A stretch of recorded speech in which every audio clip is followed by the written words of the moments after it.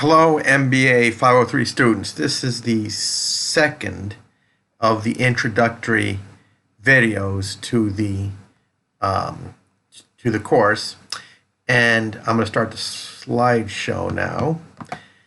And this one introduces a bit more about the logic of financial statements, and I'm also going to talk a little bit about the some of the details of financial statements. But we'll keep building on this. In the next video, we'll get even more into the details and actually build an example of financial statements. Okay, so let's start here. Okay, and go down here. There are three financial statements, and I said this in the first video.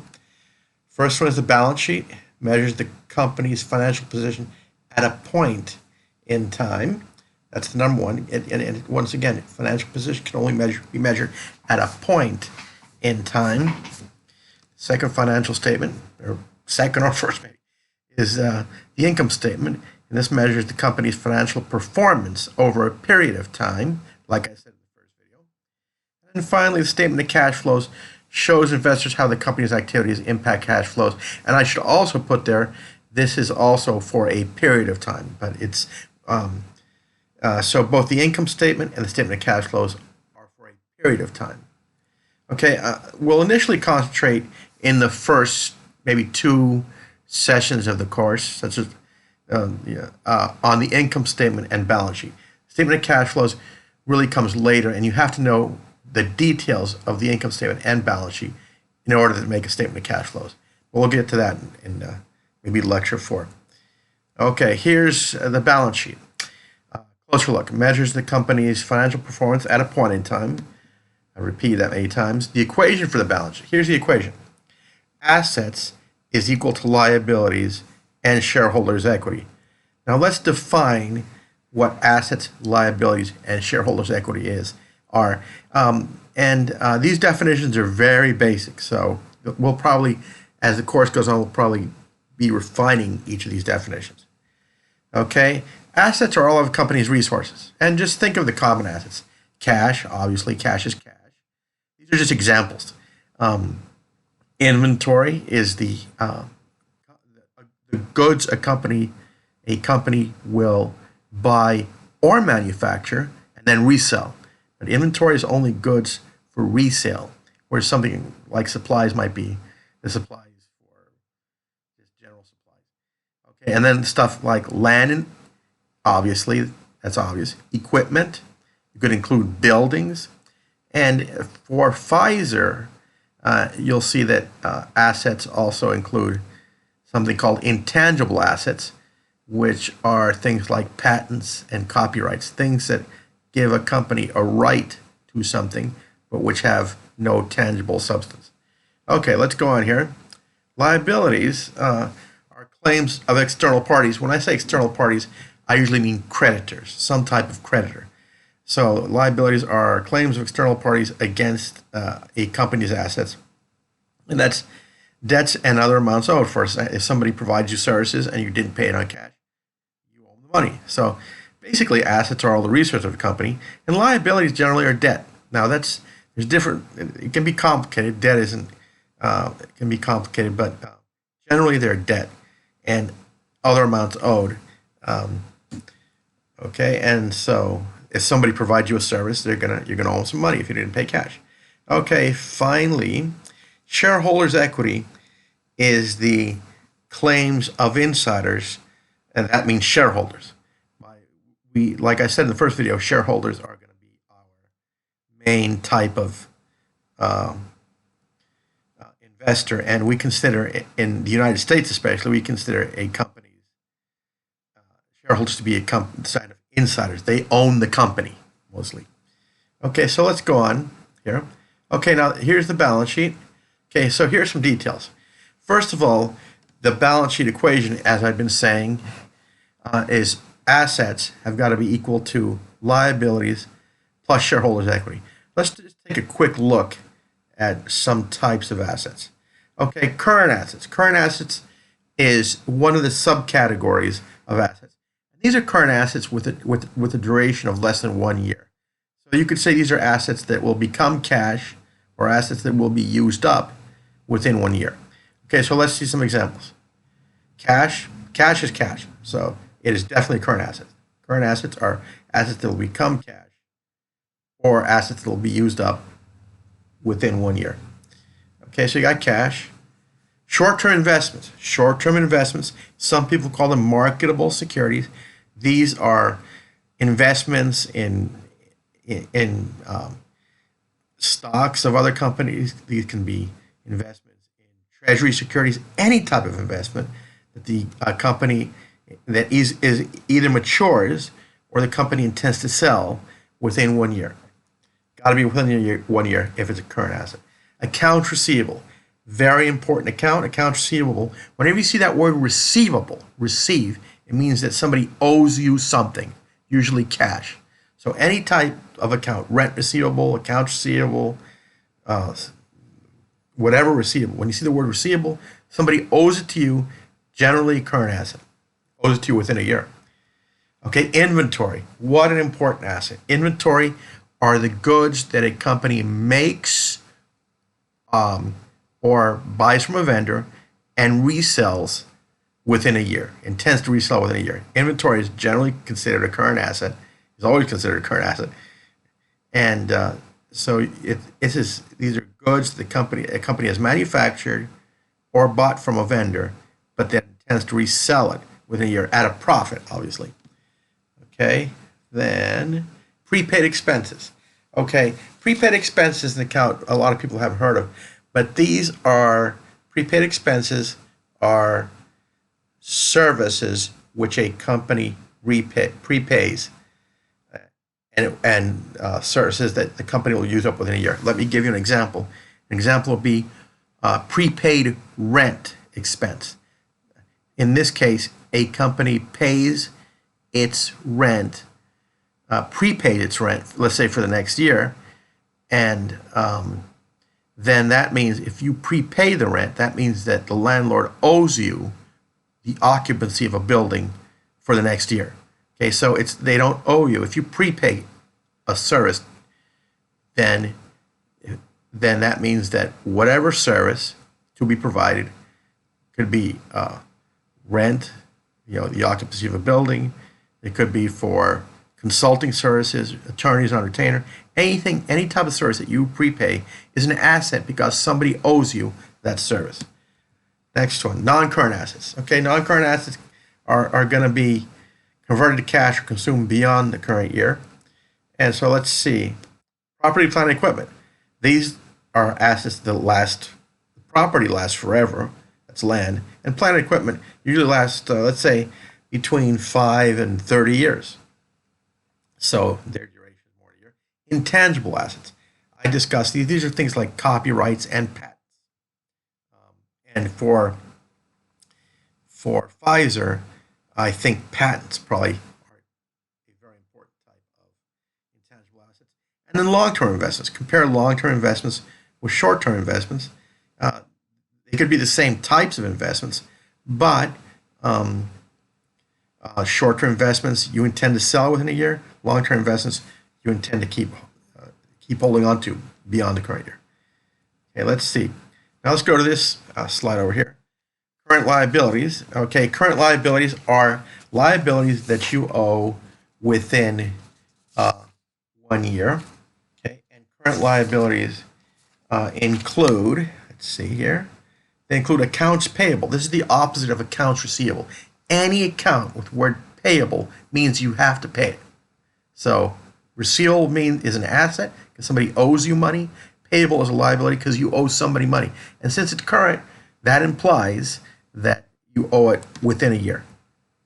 Accrued liabilities. You will see the term accrued liabilities, and all it means, these are just various other payables besides accounts payable. So it could be rent payable. It could be salaries payable.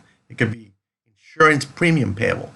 Any other account, any account with the word payable after it means you owe the money. Because it's current, you owe it within 1 year. Unearned revenue. Unearned revenue is the opposite of prepaid expense. Unearned revenue is when somebody pays you in advance for a service that you will provide in the future. So let's say you're a consultant and somebody pays you some money at the beginning of a year for consulting services that you'll provide over the next year. That means since they paid you, you owe them the service for the next year. That's a liability because even though it's not dollars, you owe them a service. They paid you. They didn't pay you for free. You owe them a service for the next year. Okay, let's say non-current liabilities. Okay, non-current liabilities include liabilities that are greater than 1 year. Bonds payable, leases and pensions. Pensions, can you imagine? They go beyond 1 year. They go to people's lifetimes. And then finally, shareholders' equity. Now, this is going to be an important account, and I'm going to talk about all these in more detail as we go through these things. Shareholders' equity consists of basically two items. The first one we call paid-in capital. This is very important. This is cash you receive when you issue stock. Okay, so there will be an account called common stock and preferred stock, accounts which represent the par value. Par value is just a legal value for the stock, and any amounts in addition to beyond par value, we call it additional paid-in capital. We call it APIC actually. So paid-in capital just means, look at the words, paid in capital. This amounts that are paid in when you issue stock. And finally, the all-important account, retained earnings. Retained earnings is just the cumulative earnings that the company has built up since the company was founded. Now, theory has it that you can do two things when you have earnings. You can reinvest it, which that would be retained, or you can pay dividends, which would be not retained. So you can keep the earnings and reinvest them in something, or you can pay them out as dividends. Okay, let's go on here. Okay, let's see. Okay, now we'll look at the income statement. The company measures the company's performance over a period of time, and the equation basically is revenues minus expenses is equal to net income. Okay, so let's see what happens here. Definitions.